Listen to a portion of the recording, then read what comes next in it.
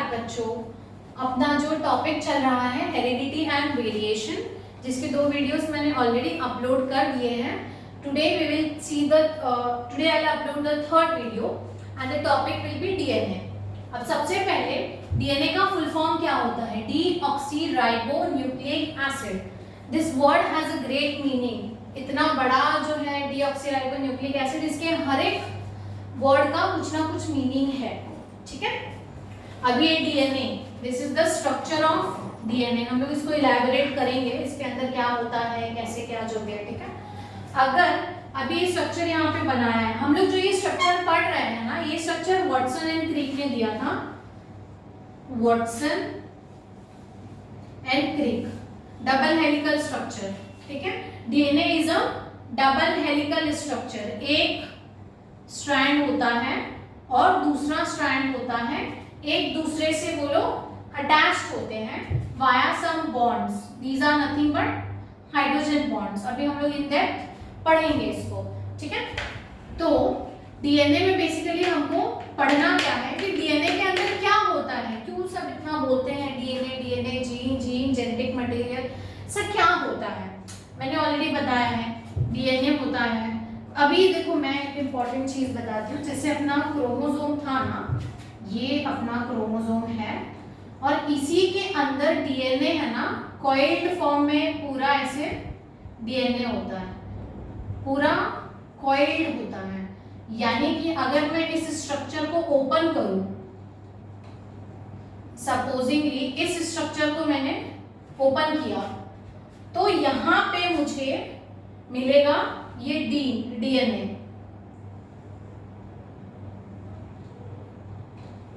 DNA is wrapped by histone proteins. यहाँ पे कुछ प्रोटीन्स भी होते हैं जो कि डीएनए को रैप कर, क्योंकि देखो ना ये बहुत बड़ा होता है, इसका डिस्टेंस इतना बड़ा होता है कि अर्थ से लेके मून तक का डिस्टेंस होता है, इतना बड़ा होता है वो।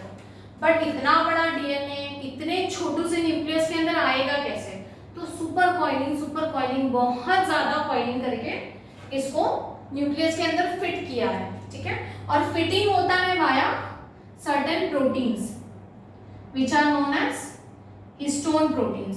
So chromosome is nothing basically which is made up of nucleic acid and histone proteins. और इसी स्ट्रक्चर को अगर मैं खोल दूं तो उसके अंदर होता है डीएनए, और डीएनए के ही अंदर बेसिकली कुछ सेक्शन होते हैं जो कि होता है अपना जीन, जेनेटिक इंफॉर्मेशन होता है जिसके अंदर। ठीक है, अभी हम लोग इस स्ट्रक्चर को देखेंगे एग्जैक्टली क्या है डीएनए।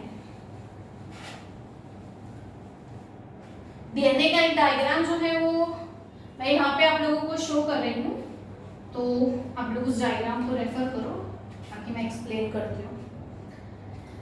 अगर मैं इसको जूम करूँ, इस एक सिंगल डायग्राम को, ठीक है, एक सिंगल स्ट्रैंड को, तो ये कैसा होगा ना बच्चों, यहाँ पे इतने से एक सिंगल चीज में क्या क्या है। ठीक है, तो यहाँ पे है एक शुगर का बैकबोन।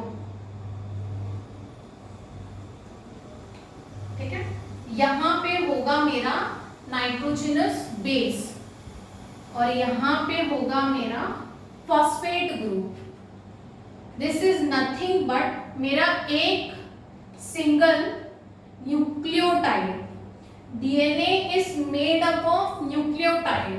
एक न्यूक्लियोटाइड है, अगर मैं इसको ओपन करूं, सपोजिंगली अगर मैं स्ट्रेट ड्रॉ करती हूँ, एक न्यूक्लियोटाइड है, दूसरा न्यूक्लियोटाइड है, तीसरा न्यूक्लियोटाइड है, चौथा न्यूक्लियोटाइड है, पांचवा न्यूक्लियोटाइड है, और इवन दूसरे स्ट्रैंड पे भी एक न्यूक्लियोटाइड है, दूसरा न्यूक्लियोटाइड है, तीसरा, चौथा, पांचवा, अनलिमिटेड न्यूक्लियोटाइड, बहुत सारे न्यूक्लियोटाइड हैं। और ये एक न्यूक्लियोटाइड दूसरे न्यूक्लियोटाइड से अटैच्ड है। समझ में आ रहा है बच्चों? एक न्यूक्लियोटाइड दूसरे न्यूक्लियोटाइड के साथ अटैच्ड है और वो लोग स्पाइरल फॉर्म में है। ये मैंने तुमको स्ट्रेट खाली समझने के लिए ड्रॉ किया है, वो स्पाइरल फॉर्म में है। तो ये एक न्यूक्लियोटाइड में बेसिकली क्या होता है वो मैंने यहाँ पे तुमको बताया है। यानी कि ये शुगर होता है, this molecule is nothing but sugar. This is known as wait I'll use another marker. This is deoxyribose sugar. अब डीऑक्सी क्यों? क्योंकि यहाँ पे बेसिकली ना H नहीं होता, O नहीं होता है, यहाँ पे बेसिकली ना OH होना चाहिए, बट डीऑक्सी इसीलिए क्योंकि यहाँ पे O नहीं होता है, सिर्फ H होता है, इसीलिए हम उसको बोलते हैं डीऑक्सी एंड राइबोस, इसीलिए क्योंकि ये जो शुगर है it is a ribose sugar. तो ये होगा मेरा डीऑक्सी राइबोस। डीऑक्सीराइबोस से अटैच्ड होगा मेरा नाइट्रोजिनस बेस। अभी नाइट्रोजिनस बेस में भी काफी सारे होते हैं, एडेनाइन, ग्वानाइन, थाइमीन, साइटोसिन, अभी हम लोग देखेंगे उसको, ठीक है।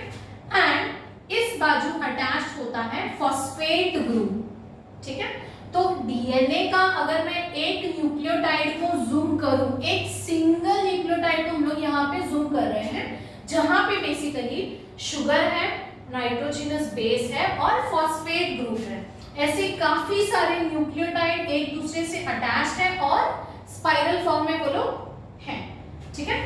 तो समझ में आया? अभी यहाँ पे हम लोग देखते हैं ये nucleotide, purines, pyrimidines, nitrogenous base, ये सारी चीजें क्या है। न्यूक्लियोटाइड क्या होता है? जिसमें शुगर है, हम लोग बोलते हैं ना, अभी मैंने बताया DNA is made up of nucleotide. तो ये न्यूक्लियोटाइड में क्या क्या चीजें आती हैं? ये 3 चीजें आती हैं, शुगर आता है, फॉस्फेट ग्रुप आता है एंड नाइट्रोजिनस बेस आता है। तो ये तीनों जो है आता है न्यूक्लियोटाइड में। और एक चीज है बच्चों जो मैंने यहाँ पे लिखा नहीं है, मैं भी आपको बताती हूँ वो बेसिकली क्या होता है, यहाँ पे मैं लिख देती हूँ, वो होता है न्यूक्लियोसाइड।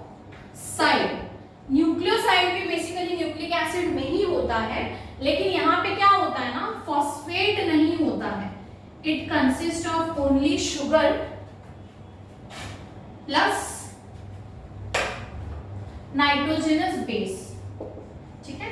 यहाँ पे फॉस्फेट ग्रुप नहीं होता है, डू रिमेंबर, न्यूक्लियोसाइड भी होता है बट न्यूक्लियोसाइड में बेसिकली फॉस्फेट ग्रुप नहीं होता है, ठीक है। तो यहाँ पे अपना हो गया न्यूक्लियोटाइड, न्यूक्लियोसाइड। अब हम देखते हैं प्यूरीन्स क्या होता है, पिरिमिडीन्स क्या होता है। प्यूरीन्स इज नथिंग बट, अभी ये जो नाइट्रोजिनस बेस होता है ना, हमने फॉस्फेट देखा और डीऑक्सीराइबोस शुगर देखा। नाइट्रोजिनस बेस को हम लोग थोड़ा सा एक्सटेंड करते हैं, नाइट्रोजिनस बेस के अंदर ही आता है प्यूरीन्स एंड पिरिमिडीन्स, ठीक है। तो प्यूरीन्स में बेसिकली क्या आता है, एडेनाइन एंड ग्वानाइन। एक्चुअल में नाइट्रोजिनस बेस जो है ना 4 होते हैं, यहाँ पे देखो मैंने एनबी जो लिखा है ना, ये शॉर्टकट लिखा है नाइट्रोजिनस बेस का, जो बेसिकली 4 नाइट्रोजिनस बेसिस होता है, adenine, guanine, thymine and cytosine. उसमें भी पर्टिकुलरली उसको नेमिंग किया गया है which consist of purines and pyrimidines. अब ये सारे टर्म्स तुम लोगों को थोड़ा डीएनए में, ये सारे अगर तुम लोग आंसर लिख रहे हो, डीएनए के ऊपर क्वेश्चन आया है, तो ये सारे टर्म्स उसमें आने चाहिए। These are very basics, nucleotide, purines, pyrimidines, nitrogenous bases, phosphate, sugar, ये सारी चीजें उसमें आनी चाहिए। प्यूरीन्स में क्या होगा, एडेनाइन एंड ग्वानाइन जो होते हैं, it comes under purines. Thymine and cytosine जो होता है, it comes under pyrimidine. Nitrogenous base consist of purines plus pyrimidines, ठीक है। नाइट्रोजिनस बेस हम लोग इन जनरल बोल रहे हैं, बट उसमें कैरेक्टराइजेशन होता है प्यूरीन्स एंड पिरिमिडीन्स। अब और एक इंपॉर्टेंट चीज, एडेनाइन हमेशा बाइंड्स टू थाइमीन, ग्वानाइन हमेशा बाइंड्स टू साइटोसिन। तो इसको कैसे याद रखोगे बच्चों, एक शॉर्टकट है, एट चर्च गेट, ठीक है, ऐसे याद रखो। A always binds with D, C always binds with C, so at C always binds with G, तो at चर्च गेट ऐसे याद रख सकते हो, तो कभी कंफ्यूजन नहीं होगा। T के साथ जब A बाइंड करेगा तो it binds via 2 hydrogen bonds, ठीक है। और G के साथ जब C बाइंड करता है तो इट जॉइंट्स और बाइंड्स वाया 3 हाइड्रोजन बॉन्ड्स। अब ये होता कैसे है, अगर मैं स्ट्रेट स्ट्रक्चर बनाऊं, फॉर एग्जांपल अभी मैंने तुमको बोला सपोजिंगली ये मेरा डीएनए, मान लो यहाँ पे स्पाइरल डीएनए था, मैं उसको स्ट्रेट बना रही हूँ, ठीक है। अभी जो मैंने एक्सप्लेन किया था वही मैं फिर से ड्रॉ कर रही हूँ। दिस इज नथिंग बट, मैंने जो है लिखा है ना, दिस इज न्यूक्लियोटाइड। अभी तो मैंने तुमको ऑलरेडी बताया, न्यूक्लियोटाइड में शुगर होगा, फॉस्फेट होगा, नाइट्रोजनस बेस होगा। नाइट्रोजनस बेस है ना अंदर की तरफ होता है। फॉर एग्जांपल यहाँ पे नाइट्रोजनस बेस ए है और यहाँ पे इस वाले स्ट्रैंड पे अगर ए है तो इस वाले स्ट्रैंड पे होगा टी। ये वाले स्ट्रैंड वाला ए विल बाइंड विद दिस वाले स्ट्रैंड का टी वाया 2 हाइड्रोजन बॉन्ड्स। आया समझ में? अगर इस वाले स्ट्रैंड पे मान लो जी है, ठीक है, और इस वाले स्ट्रैंड पे सी है, ये वाले स्ट्रैंड का जी विल बाइंड विद ये वाले स्ट्रैंड का सी वाया 3 हाइड्रोजन बॉन्ड्स। आया समझ में? तो ऐसे सारे न्यूक्लियोटाइड, अब सपोज ए जी टी है, सी है, तो T will bind with again A and G will bind with C, ठीक है। तो ऐसे एक दूसरे से ये बॉन्डेड होते हैं और वैसा उसका स्पाइरल शेप होता है। इन जनरल हमने थोड़ा सा देख लिया है डीएनए क्या होता है। अभी हम लोग इसके बाद नेक्स्ट लेक्चर में पर्टिकुलरली पढ़ेंगे कि डीएनए के अंदर जीन क्या होता है, ठीक है। Now we will see what is gene. अभी हमने पढ़ा डीएनए, अभी हम देखेंगे कि जीन क्या होता है। जीन इज नथिंग बट जो सारे जेनेटिक इंफॉर्मेशन कंटेन करता है। कैसे? अभी हमने देखा ऑलरेडी कि सपोजिंगली ये मेरा डीएनए है, यहाँ पे मेरा जीन है, ये सारे मेरे यहाँ से यहाँ तक जीन है, यहाँ से यहाँ तक जीन है, यहाँ से यहाँ तक जीन है, यहाँ से यहाँ तक जीन है, यहाँ से यहाँ तक जीन है। तो ये सारे मेरे जो है ना जीन है। अब जीन है, जीन है, जीन है, हम इतना बोलते हैं, इसमें होता क्या है? अभी मैंने बताया था तुम लोगों को, ये एक स्ट्रक्चर जूम करके ऑलरेडी मैंने जस्ट दिखाया कि यहाँ पे होगा अपना शुगर होगा, नाइट्रोजन बेस होगा अटैच्ड शुगर मॉलिक्यूल को, और यहाँ पे होगा फॉस्फेट ग्रुप अटैच्ड, ठीक है। नाइट्रोजनस बेस में अगेन वो हो जाएगा अपना एडेनाइन, गुआनाइन, थाइमिन, साइटोसिन। ये चारों चीजें हमने ऑलरेडी नाइट्रोजनस बेस में देखा। अब सबसे इंपॉर्टेंट इसमें क्या होता है पता है? यही इंपॉर्टेंट होता है जो जीन के लिए बहुत इंपॉर्टेंट फैक्टर है। शुगर मेरा हर इसमें सेम ही होगा। मैंने जो स्ट्रेट स्ट्रक्चर अगर मैं ड्रॉ करूं तो अगर ये मेरा न्यूक्लियोटाइड है, sugar is going to remain same, phosphate is going to remain same, but मेरा चेंज क्या हो रहा है? Every time nitrogenous base change हो रहा है। यानी कि सपोजिंगली अब यहाँ पे मान लो यहाँ पे इसके एक वक्त ए है, यहाँ पे एडेनाइन है, यहाँ पे थाइमिन है, यहाँ पे साइटोसिन है, यहाँ पे ग्वानिन है। इसके हिसाब से सामने वाले स्ट्रैंड पे कॉम्प्लीमेंट्री, क्योंकि डीएनए में कॉम्प्लीमेंट्री पेयरिंग होता है, जैसा कि मैंने अभी बताया था, याद रखने के लिए एट चर्चगेट, ठीक है। एट चर्चगेट जो मैंने बताया था याद रखने के लिए। तो यहाँ पे फर्स्ट वाले स्ट्रैंड पे कौन सा नाइट्रोजनस बेस है विल डिसाइड कि सेकेंड वाले स्ट्रैंड पे कौन से को अटैच होना है, ठीक है। तो यहाँ पे ए टी जी सी।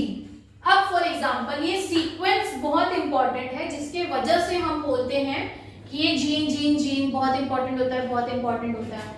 इतना बड़ा डीएनए है, उसमें इतने सारे न्यूक्लियोटाइड है, पर हर किसी का न्यूक्लियोटाइड का सीक्वेंस अलग है।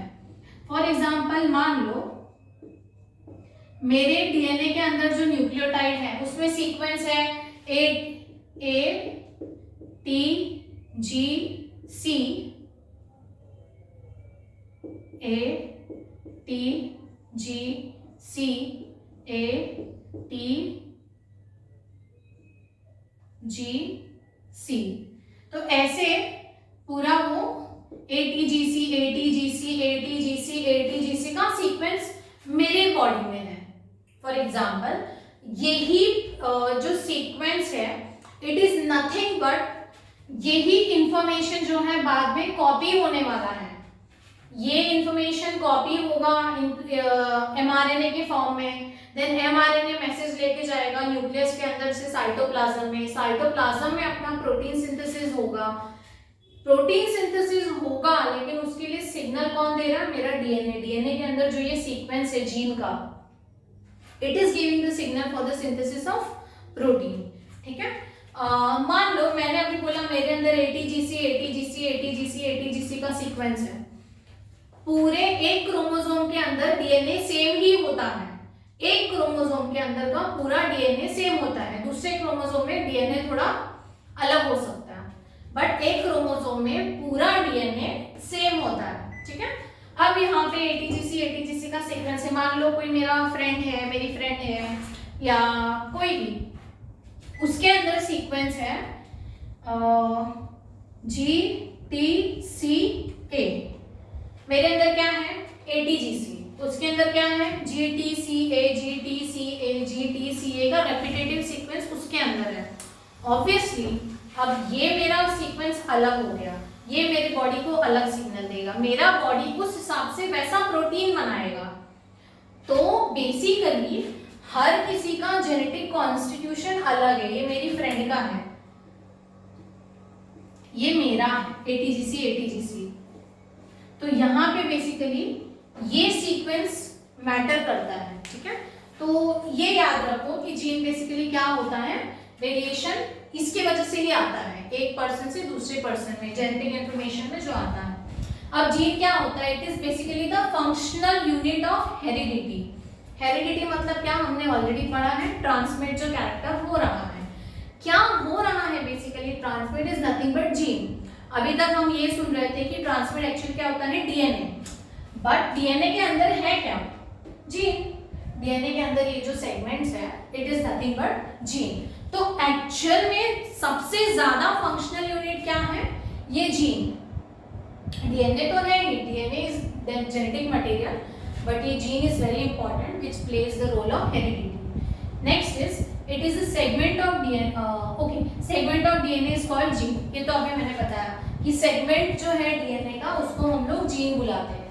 ठीक है, and due to variety in sequence of nucleotide, different genes are formed. ये जो न्यूक्लियोटाइड का सीक्वेंस अलग अलग है, उस वजह से अलग अलग जीन्स फॉर्म होते हैं। अगर फॉर एग्जाम्पल अभी मैंने वही बोला ATC या बोलो GTC, ये जीन फॉर्म कर रहे हैं फॉर एग्जाम्पल, या ATG एक जीन फॉर्म कर रहा है, या GCA एक जीन फॉर्म कर रहा है मान लो, या CAT, मतलब कोई भी स्ट्रक्चर एक मान लो जो मेरे नाइट्रोजनस बेसिस है, वो एक तरह के प्रोटीन के लिए कोड कर रहे हैं, ये एक तरह के प्रोटीन के लिए कोड कर रहा है, ये एक तरह के प्रोटीन के लिए कोड कर रहा है, ये एक तरह का प्रोटीन या एंजाइम बनाएगा। तो ये बेसिकली जो है sequence of nucleotide leads to, due to variety in sequence of nucleotide different genes are form. ये इसमें वेरिएशन होने की वजह से अलग अलग genes are form. Simple keep it simple. ठीक है, genes control structure and function of cell. अब बार बार वही चीज, जीन्स जैसा होगा वही डिसाइड करेगा कि उस पर्टिकुलर ऑर्गेनिज्म का स्ट्रक्चर कैसा है, फंक्शन कैसा है, नोज कैसा है, आईज कैसा है, हेयर कैसा है, नेल कैसा है, एवरीथिंग। क्योंकि अल्टीमेटली ये सिग्नल देगा उस तरह का प्रोटीन बनाने के लिए, उस तरह का प्रोटीन डिफाइन करेगा उस पर्सन का फिजिकल या केमिकल अपीयरेंस या जेनेटिक इंफॉर्मेशन क्या है। ठीक है, and gene contains the information for protein synthesis. अभी मैंने वही चीज बताया कि ये जो है एक तरह के प्रोटीन के लिए कोड करेगा, ये जो है एक तरह के प्रोटीन के लिए कोड करेगा, ये जो है एक तरह के प्रोटीन के लिए कोड करेगा। तो ये लोग, ये जो सीक्वेंस है, ये एक तरह का प्रोटीन बनाएगा और वही प्रोटीन जाके मेरे बॉडी को इफेक्ट करेगा, या मेरे अंदर जो भी कैटाबॉलिक मेटाबॉलिज्म चेंजेस हो रहे हैं, हार्मोन्स बन रहा है, एंजाइम्स बन रहा है, तरह तरह के प्रोटीन्स बन रहे हैं, वो सारी चीजें इज जस्ट बिकॉज मेरा डीएनए, मेरा जीन जो है मेरे बॉडी को सिग्नल दे रहा है वैसा हार्मोन या एंजाइम वगैरह सिंथेसाइज करने के लिए। ठीक है, इसके नेक्स्ट टॉपिक में अभी हम लोग देखेंगे कि आरएनए क्या बच्चों। अभी हम लोग नेक्स्ट टॉपिक पढ़ने वाले हैं आरएनए। हमने ऑलरेडी हेरिडिटी एंड वेरिएशन में डीएनए कवर कर लिया है, क्रोमोसोम्स कर लिया है, हेरिडिटी एंड वेरिएशन कवर कर लिया है। अब हम लोग देखेंगे आरएनए क्या होता है।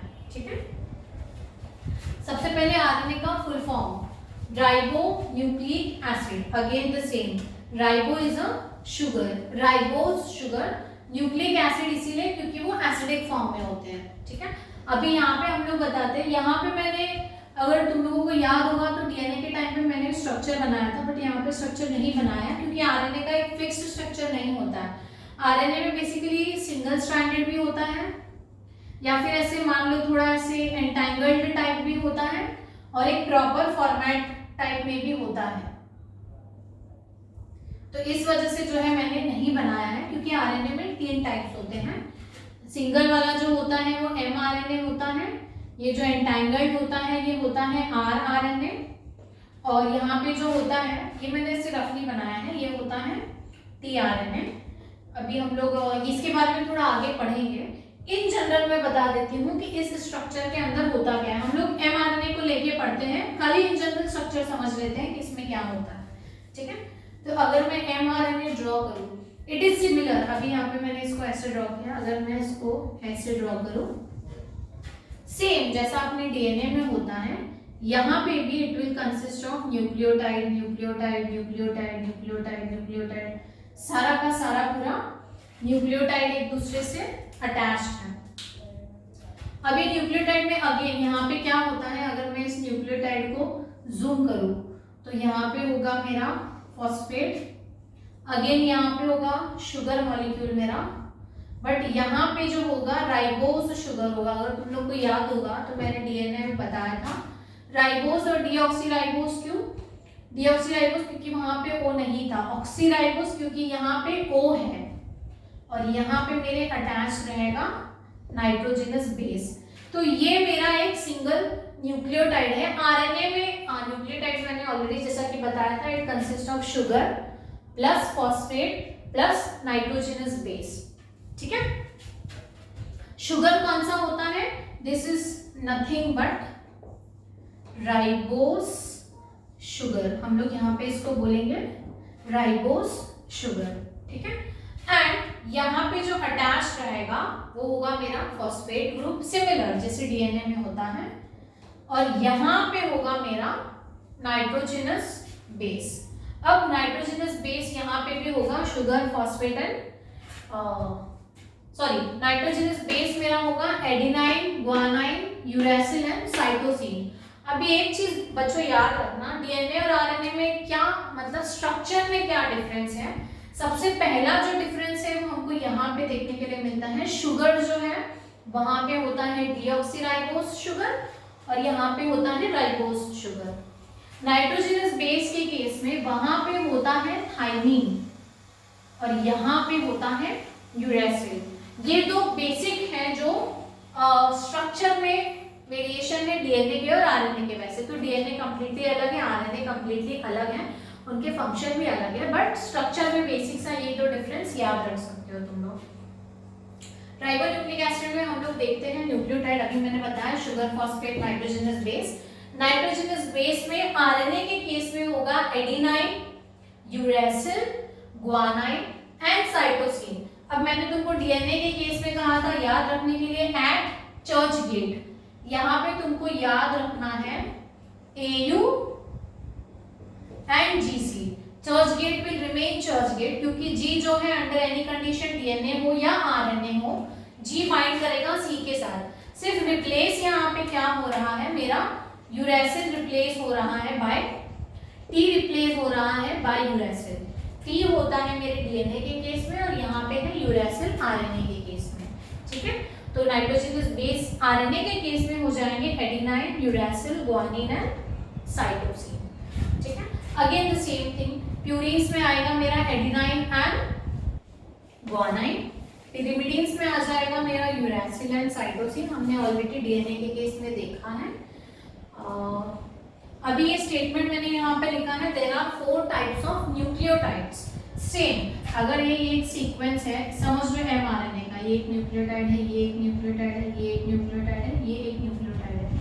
बट इसमें नाइट्रोजन बेस कौन से अटैच्ड है उसके ऊपर डिपेंड करेगा कि मेरा न्यूक्लियोटाइड कौन से टाइप का है। यानी कि सपोज यहाँ पे इस न्यूक्लियोटाइड पे जो नाइट्रोजनस बेस है वो एडेनाइन है, यहाँ पे जो नाइट्रोजनस बेस है मान लो यूरेसिल है, यहाँ पे जो नाइट्रोजनस बेस है मान लो ग्वानाइन है, और यहाँ पे जो नाइट्रोजनस बेस है मान लो साइटोसिन है।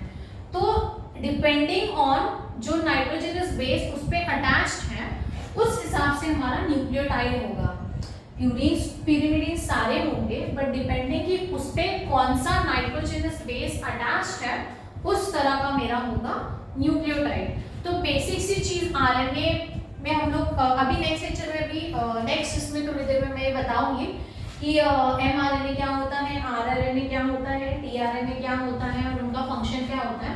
ये क्लासिफिकेशन उनके फंक्शन के ऊपर ही किया गया है क्योंकि एमआरएनए का कुछ फंक्शन है, आरआरएनए का कुछ फंक्शन है और टीआरएनए का कुछ फंक्शन है। बट बेसिक सा ये स्ट्रक्चर याद रखो, it consist of ribose sugar, phosphate group and nitrogenous base. Nitrogenous base RNA के केस में होगा AUGC एंड प्यूरीन्स एंड पिरिमिडीन्स को याद रखो, adenine, guanine, uracil and cytosine and nucleotide. Even RNA is made up of nucleotide. Nucleotide में आ जाएगा sugar, phosphate and nitrogenous base. अभी हम लोग पढ़ेंगे एमआरएनए, आरआरएनए एंड टीआरएनए। अभी हमने देखा आरएनए के बारे में, अभी हम देखेंगे टाइप्स ऑफ आरएनए के बारे में। टाइप्स ऑफ आरएनए मतलब हमने कैसे इसको कैटेगराइज किया बेस्ड ऑन इट्स फंक्शन। अभी आरएनए में मैंने तुम लोगों को ऑलरेडी बताया था, इसीलिए मैंने आरएनए में कोई स्ट्रक्चर ड्रॉ नहीं किया था क्योंकि आरएनए का कोई एक स्ट्रक्चर नहीं है डीएनए की तरह। वो सिंगल स्ट्रैंडेड भी होता है, हेलिकल भी होता है और एक प्रॉपर टीआरएनए करके भी होता है जो मैंने अभी बताया था, हम लोग यहाँ पे पढ़ेंगे। एमआरएनए क्या होता है? It is nothing but messenger RNA. अभी हमको वर्ड से ही समझ में आ रहा है, मैसेंजर, कुछ तो मैसेज पास कर रहा है, वन पॉइंट से अनदर पॉइंट पे कुछ तो मैसेज पास कर रहा है। कहाँ से? अभी हम लोग ने देखा था ये सेल होता है, सेल के अंदर न्यूक्लियस होता है, न्यूक्लियस के अंदर मेरे क्रोमोसोम्स होते हैं, क्रोमोसोम्स के अंदर डीएनए होता है, डीएनए के अंदर जीन होता है। ये सब चीजें हम ऑलरेडी देख चुके हैं। अब यहां से इंफॉर्मेशन, अभी ये सेल है, सेल के अंदर न्यूक्लियस है, न्यूक्लियस के अंदर क्रोमोसोम है, उसके अंदर डीएनए है, उसके अंदर जीन है। यहां से बाहर कैसे आता है? क्योंकि मेरा जो भी प्रोटीन सिंथेसिस होता है ना वो यहाँ पे होता है। ये मेरा क्या है? साइटोप्लाज्म, ठीक है। और ये मेरा है मान लो न्यूक्लियस। अब न्यूक्लियस के बाहर ये इंफॉर्मेशन आता कैसा है? प्रोटीन सिंथेसिस न्यूक्लियस के अंदर नहीं होता है, होता है साइटोप्लाज्म के अंदर। ये अंदर से बाहर आता कैसे है? Via mRNA. एमआरएनए क्या करता है? यहाँ पे जो सिग्नल मेरा जीन देगा it is similarly copied in mRNA. मतलब सपोज मेरे जीन में, अभी इसे मैंने बताया था न्यूक्लियोटाइड का जो भी मेरा सीक्वेंस है, ये न्यूक्लियोटाइड सब है, तो है ए है, टी है, जी है, सी है, अगेन ए है, टी है, जी है, सी है, एटीजीसी का सीक्वेंस है किसी के अंदर। यही सीक्वेंस बनेगा मेरा सेम सीक्वेंस एमआरएनए। मतलब कि ए होगा अगर, हाँ यहाँ पे देखो टी नहीं आएगा, आरएनए के केस में आएगा यूरेसिल, ठीक है। डीएनए से बनेगा एमआरएनए, डीएनए जो है रेप्लिकेट करके बनाएगा एमआरएनए। एमआरएनए के केस में अगर ये मेरा डीएनए का स्ट्रैंड है, सॉरी डीएनए का स्ट्रैंड है तो यहाँ पे थाइमीन ही होगा। जब ये आरएनए बन जाएगा तो ए विल बाइंड विथ यू, मुझे ना कॉम्प्लीमेंट्री स्ट्रैंड मिलेगा एमआरएनए में। ये जो भी मेरा जेनेटिक इंफॉर्मेशन है डीएनए में उसका कॉम्प्लीमेंट्री मुझे मिलेगा एमआरएनए में। यानी कि यहाँ पे होगा यूरेसिल, यहाँ पे होगा एडेनाइन, यहाँ पे होगा साइटोसिन, यहाँ पे होगा guanine, again uracil, again adenine, G will bind with C and again C will bind with G. तो मेरे को ना इसका कॉम्प्लीमेंट्री मिलेगा एमआरएनए में। जो भी मेरे डीएनए का इंफॉर्मेशन है it will be copied in mRNA. और एमआरएनए सिंगल स्ट्रैंडेड होता है। सिंगल स्ट्रैंडेड इसलिए होता है क्योंकि न्यूक्लियस में ना बहुत छोटे पोर्स होते हैं, बहुत छोटे पोर्स होते हैं बट वो बहुत छोटे होते हैं। उसमें से अगर सिंगल स्ट्रैंडेड mRNA होगा तो ही वो बाहर आ पाएगा, इसीलिए mRNA सिंगल स्ट्रैंडेड होता है। mRNA as a single strand बनने के बाद पोर के थ्रू बाहर आता है साइटोप्लाज्म में। अभी न्यूक्लियस से बाहर आ गया mRNA, ये आएगा उस साइड पे जहां पे मेरा प्रोटीन सिंथेसिस होने वाला है। तो mRNA is nothing but messenger RNA, carries the information of protein synthesis from nucleus to cytoplasm.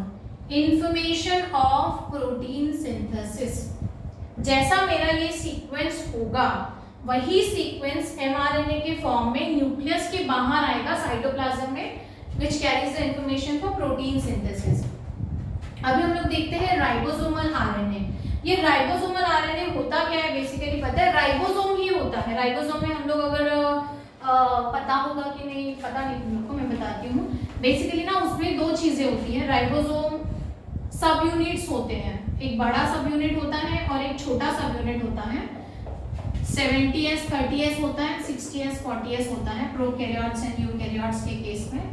In general मैं खाली बता दे रही हूँ। उसी से अटैच होता है मेरा आरआरएनए। मान लो ये 70s सब यूनिट है और ये 30s है और ये होता है मेरा 60s और 40s। तो ये क्या है, मेरे राइबोसोम्स है।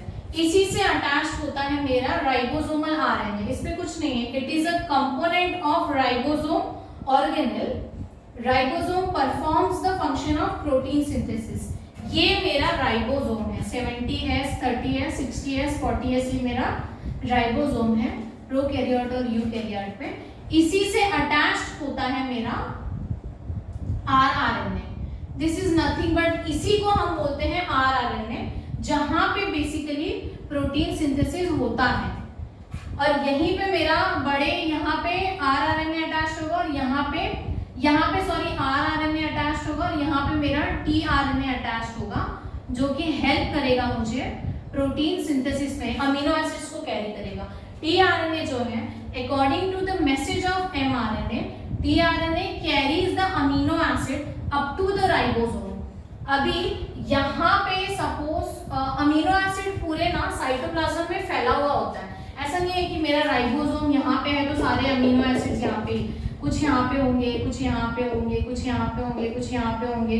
साइटोप्लाज्म में ना अमीनो एसिड्स फैले हुए होते हैं।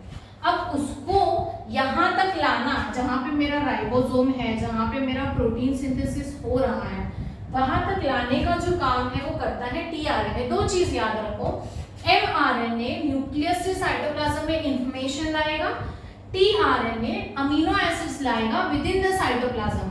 साइटोप्लाज्म से ही राइबोसोम तक लाएगा, राइबोसोम तक लाके वहां पे हम लोग बेसिकली प्रोटीन सिंथेसिस होगा। अब एक्चुअल में बच्चों ये बहुत बड़ा टॉपिक है, मतलब जहाँ पे एमआरएनए से एमआरएनए बनता है या फिर राइबोसोमल आरआरएनए होता है, टीआरएनए होता है जो कि अमीनो एसिड्स को लाता है, अटैच करता है सीक्वेंस में। ये सारा एक्चुअली ट्रांसक्रिप्शन और ट्रांसलेशन का कंसेप्ट है जो कि हम लोग तुम लोग को नेक्स्ट ईयर इन डेप्थ है। तो हम लोग इस टॉपिक को transcription translation which is also known as central dogma of life in depth पढ़ेंगे। फिलहाल के लिए सिर्फ इतना याद रखो, mRNA, rRNA, tRNA. mRNA is nothing but messenger RNA, rRNA is nothing but ribosomal RNA and tRNA is nothing but transfer RNA. mRNA बाहर आएगा न्यूक्लियस से साइटोप्लाज्म में, rRNA ऑलरेडी अटैच्ड होगा राइबोसोम से and tRNA within the cytoplasm वो amino acids को carry करके लाएगा from one place to the place of protein synthesis यानी राइबोसोम के पास। तो ये फंक्शन होगा मेरे tRNA का। इन डेप्थ हम लोग नेक्स्ट लेक्चर में पढ़ेंगे।